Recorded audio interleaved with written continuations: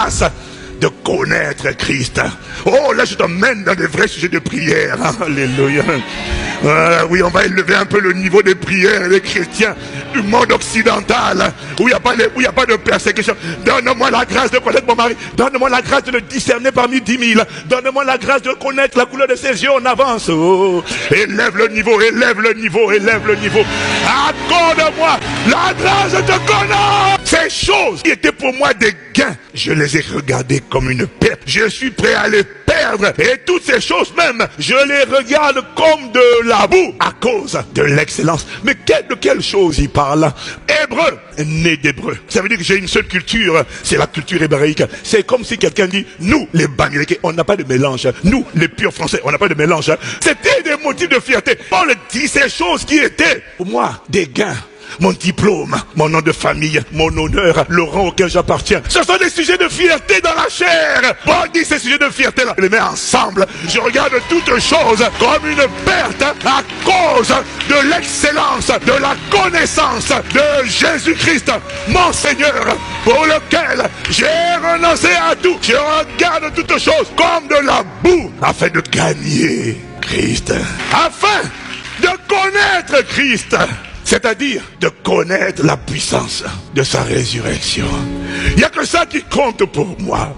Connaître la communion de ses souffrances en devenant conforme à lui dans sa mort. La plupart des chrétiens aujourd'hui sont molestés par le péché, vaincus par le monde, séduits par les richesses, séduits par le bling bling, séduits par la convoitise des yeux, la convoitise de la chair, l'orgueil de la vie. Pourquoi? L'Esprit de Dieu m'a dit, c'est parce que la génération des croyants d'aujourd'hui ne connaît pas Christ. Ils connaissent Jésus. Ils connaissent Jésus qui délivre, Jésus qui bénit, Jésus qui donne le travail et le mariage. Ils connaissent Jésus qui délivre du serpent. Les martyrs chrétiens, il m'a dit, avaient mieux compris Christ. Ils avaient mieux connu Christ que notre époque et que notre génération. Ils étaient prêts à sacrifier quelques années sur la terre et à refuser de maudire Dieu. On les a envoyés dans l'arène. Des femmes enceintes ont été transpercées avec les épées. On leur a dit, renie ton Christ, ton sauveur. Et elle dit, jamais je ne le renierai pas. Et on a ouvert la cage aux lions. On a laissé sortir des lions dans l'arène. Et ils étaient nombreux dans l'arène. On leur a dit, celui qui abjure aura la vie sauve. Celui qui ne renie pas Christ sera dévoré par les lions. Et là, des armées, un peuple nombreux, par millions ont été massacrés. Il n'y a pas que l'église primitive, hein. Même en France, en Suisse, en Europe, juste pour avoir dit que le salut n'est pas par les œuvres, il est par la foi. On les a tués pour une seule affirmation. Il y en a qu'on a pendu, il y en a qu'on a brûlé vif. Juste pour avoir dit, mon sauveur me demande d'aimer mes ennemis. Je ne peux pas les combattre physiquement. Je dois les aimer et prier pour eux. Ils avaient compris que l'agenda que Dieu a pour nous ne concerne pas seulement cette terre, bien-aimés. Ils ont compris qu'il s'agissait de l'éternité, de l'infini. Alors, ils étaient prêts à sacrifier quelques années sur la terre et à refuser de maudire Dieu parce qu'on voulait les emmener à voir uniquement le monde qui passe, la vie terrestre. Or, la vie ne s'arrête pas sur la terre. Elle commence sur terre, mais elle ne s'arrête pas sur la terre. C'est même pas 0,00001. Qu'est-ce que c'est que 100? Divise 100 par l'infini. 100 ans. On va dire que tu veux vivre 100 ans par rapport à l'éternité. Les martyrs avaient compris que l'agenda de Dieu parlait d'un gouvernement sur la terre au siècle des siècles. Et ils ont signé pour ça. Qu'importe ce que j'endure maintenant. Parce que la réalité, c'est que nous, aujourd'hui, plusieurs abandonnent la foi. On ne te menace même pas de te tuer. Plusieurs ont abandonné la foi parce que Dieu n'a pas donné un mari. Il m'a déçu. Je n'ai pas le travail. J'arrête de croire en Jésus. Il m'a dit, toi, tu ne connais pas Christ. Quand tu connais la puissance de sa résurrection, le monde ne peut pas te séduire. Le péché ne peut pas te conquérir. Tu préfères perdre. Il y a des gens. Comment un homme peut te faire chanter si tu ne couches pas? Je vais voir ailleurs. Ceux qui connaissent Christ lui disent, comme disait mon père, si tu ne dégages pas, je te donne un coup dans le postérieur. Dégage, arrière de moi, Satan. Ma soeur, c'est un voyou, un bandit, un insensé. Dégage-le de ta vie. Il ne te respecte pas. Tu n'es pas qui a dit la mode à petit prix. Tu es le palais de Dieu sur la terre. Il y a des propositions. Quand tu connais Christ, hein, dès qu'on te propose, est-ce que vous voulez pas rentrer dans notre loge? Maracasido, Malé, Chada.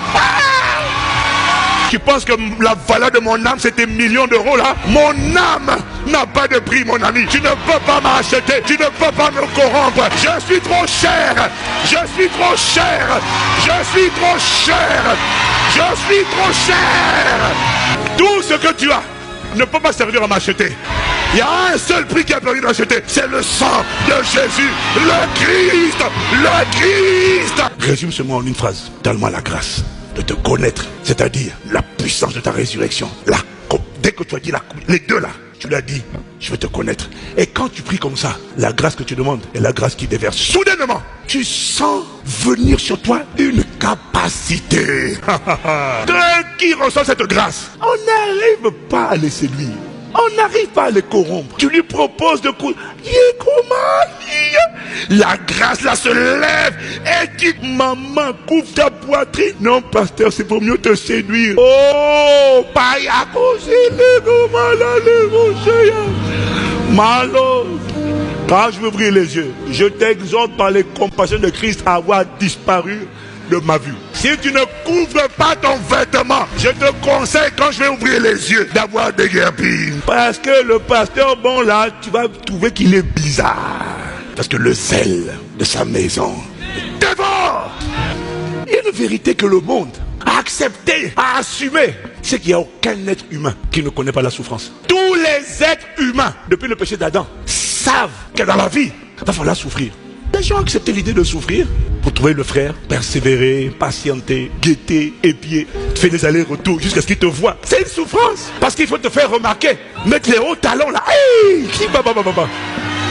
parfois tu as mal là. Mais tu marches, tu dis, hey. Parfois tu as envie de tomber. Surtout quand tu prends des escaliers. Mais comme il y a des frères qui sont là.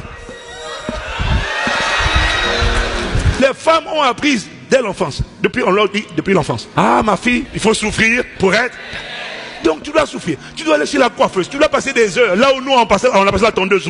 Toi, une mèche, 2 mèches, 3 mèches, 4 mèches. Hey, c'est pas que tu n'as rien à faire, mais il faut souffrir. Après ça, il faut emmener les pieds. Après ça, les mains, les cils, les sourcils. Hey, la plupart des chrétiens veulent vivre des vies qui ressemblent à un long fleuve tranquille. Métro, boulot, église. Non, pas dodo. Église, dodo. Métro, boulot, église, dodo. À l'église on chante, on danse, on prie et dodo. Le jour où tu décides de te lever et de briller par tes bonnes œuvres, ta vie ne ressemblera plus à un long fleuve tranquille. Plus jamais. Tu n'auras pas besoin de prier. Dès que ta lumière brille et que tu veux maintenant répandre cette lumière, éclairer les autres, briller par tes bonnes œuvres, témoigner de Jésus-Christ, les ténèbres qui régnaient dans ce domaine vont converger vers toi pour étouffer cette lumière par les intimidations, les sabotages, les menaces, les blocages, toutes sortes de persécutions. Si l'enfer te laisse tranquille et tu n'es pas combattu, c'est juste parce que ta lumière ne brille pas encore. Connaître la communion de ses souffrances, c'est vivre ce que Jésus a vécu, exactement dans l'état de cœur que Jésus a eu. Tu n'es pas amer, tu n'es pas aigri, tu n'es pas en colère. On met blocage là, sabotage là, intimidation là, menace là. Tu es toujours heureux, détendu, joyeux. Il m'a dit, lorsque tu reçois la grâce de connaître Christ, quel que soit ce que tu traverses dans la vie, cette grâce-là est une capacité, te soulève surnaturellement et te met au-dessus de tout ce que tu traverses, au point que ça ne t'atteint pas. Ça ne t'affecte pas. Ça fait des années, depuis que je me suis converti, je crois, que je demande toujours à Dieu la grâce de le connaître. Ce texte, moi j'en fais une prière. Je demande toujours, ne me laisse pas. Parce qu'il a dit, mon peuple est détruit, parce qu'il lui manque la connaissance. Et moi, dans mes sujets de prière, je supplie toujours Dieu. C'est récemment qu'il m'a dit, est-ce que tu as remarqué que le monde, la chair, le péché, ne te domine pas, ne triomphe pas de toi? Est-ce que tu as remarqué que tout ce qu'on te dit là, on dit sur toi, Castanou Yves, tu es laid. On a dit sorcier. Est-ce que tu as remarqué les trahisons? Est-ce que tu as remarqué que ça ne t'a pas laissé aigri, amer? J'ai dit, mine de rien, c'est vrai. Hein? Il m'a dit, c'est parce que j'ai répondu à tes prières. J'ai déversé une grâce qui te soulève, qui ne t'empêche pas d'avancer. Tu continues d'avancer. Tu voles comme un aigle. Tu planes Satan. Il m'a dit, si cette grâce n'est pas relâchée sur ta vie, les persécutions, les tribulations, les sabotages, les menaces de mort, les intimidations, peau de banane, les coups de poignard, si cette grâce n'est pas libérée sur toi pour te faire connaître Christ dans la puissance de sa résurrection et la communion de ses souffrances, si cette grâce n'est pas libérée, tu vas vivre les souffrances comme de l'injustice. Tu vas vivre les souffrances avec la sensation d'avoir été blessé, d'avoir été trahi. Tu vas vivre ces souffrances. Elles vont meurtrir ton âme. Elles vont injecter la déception. Elles vont injecter la tristesse. Elles vont injecter le découragement. Et Satan va te dire, allez, assieds-toi. N'essaie plus de changer le système. Pourquoi? Tu as demandé des choses futiles. Tu n'as pas demandé des choses utiles. Tu n'as pas demandé l'essentiel. Accorde-moi la grâce de te connaître.